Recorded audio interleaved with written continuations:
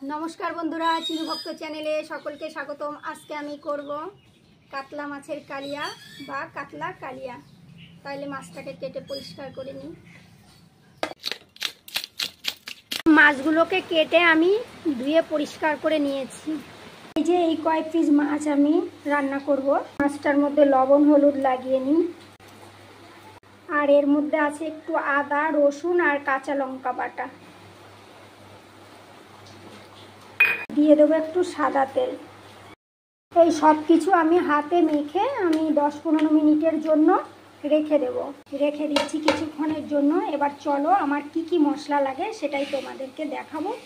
একদম সম্পূর্ণ ঘরোয়া মশলা লাগবে। যেহেতু এখানে আমার 800 মতো মাছ আছে সেই জন্য সেই পরিমাণ মশলার হিসেবটাই আমি বলবো। এখানে নিয়ে নিয়েছি বড় সাইজের 2খানা টমেটো, সেটা আমি পেস্ট করে নিয়েছি। আর এখানে আছে শুকনো লঙ্কা ধনে জিরে আর আদা। লাগবে একটু রসুন বাটা পেঁয়াজ বাটা আর লাগবে টক দই। আমি টক দইটাকে আগেই ফেটিয়ে নিয়েছি। আর লাগবে পেঁয়াজ কুচি। এখানে আমি একটু বেশি পরিমাণে পেঁয়াজ নিয়েছি। এটাকে আমি দুইভাবে ব্যবহার করব। কিছু নিয়ে যাব বেরেস্তার জন্য আর কিছু রেসিপিটার জন্য। আমি গ্যাসটা ধরিয়ে মাছটাকে হালকা ভেজে নেব। এই মশলাগুলো লাগবে এই রেসিপিটা করার জন্য। আর যা লাগবে নুন হলুদ কাশ্মীরি লঙ্কার গুঁড়ো কালারের জন্য চিনি ঘি এইগুলো তো দেওয়ার সময় আমি বলে দেব। কড়াই গরম হয়ে গেছে, তেল দিয়ে দেব। তেল গরম হয়ে গেছে, মাছটা আমি দিয়ে দিই।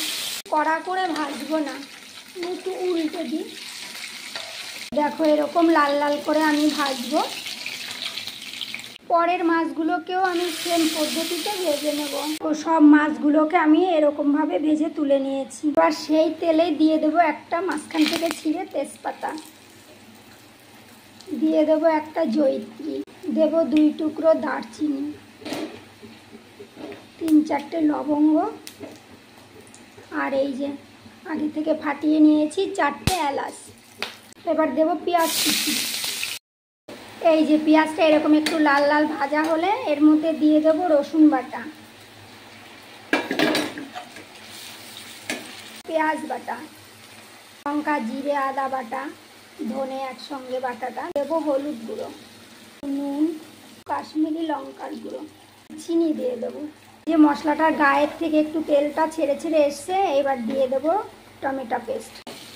এবার দইটা দিয়ে দেবো। দইটা দিয়ে একটু সময় নিয়ে কষতে থাকবো যতক্ষণ না এই মশলার গায়ের থেকে তেলটা ছাড়ে। এইভাবেই হালকা হাতে নাড়তে থাকবো। তো বাইরে কি পরিমাণ বৃষ্টি হচ্ছে, যার জন্য আমি যতই জোরে বলছি না কেন আওয়াজটা খুব আস্তে শোনা যাচ্ছে। দেখো বৃষ্টিটা কেমন। দেখো মশলাটার থেকে তেল ছেড়ে দিয়েছে। এবার আমি জল দিয়ে দেব।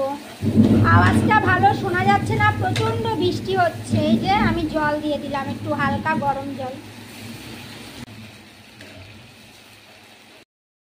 এই যে ফুটে উঠেছে। এবার আমি এক এক করে মাছটা দিয়ে দেব। মাছটা দিয়ে একটু হালকা ঢেকে দিই। চলো দেখি তরকারিটার কি অবস্থা। দেখো আমার রেসিপিটা সম্পূর্ণ রেডি। এবার উপর থেকে আমি দিয়ে দেব হালকা একটু ঘি আর গরম মশলার গুঁড়ো। তরকারিটা নামিয়ে নেব। দেখো এই বেরেস্তাটা আমি এক সাইড থেকে করে নিয়েছিলাম, সেটা তোমাদের সঙ্গে আমি শেয়ার করিনি। তোমরা দিতেও পারো আবার নাও দিতে পারো, কিন্তু দিয়েছি। এটা যখন মুখে পড়বে হালকা হালকা মিষ্টি মিষ্টি খুব মানে স্বাদটাকে আরেকটু বাড়িয়ে দেবে। এই রেসিপিটা যদি তোমাদের ভালো লাগে লাইক কমেন্ট শেয়ার করতে ভুলো না, ফলো করে দিও। আর অবশ্যই তোমরা করে খেও। টাটা, আবার পরে কথা হবে কোনো এক নতুন রেসিপি নিয়ে।